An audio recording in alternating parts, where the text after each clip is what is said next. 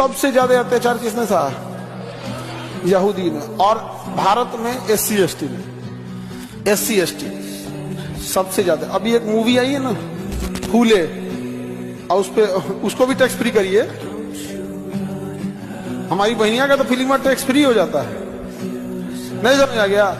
बहुत खराब है यहाँ पे। जैसे कश्मीर फाइल कश्मीर की हकीकत दिखाई ना, वैसे फूले मूवी ने भी हकीकत दिखाया तमाम, उसको टैक्स फ्री नहीं। तो ये समाज में बहुत खराब था यहाँ पे।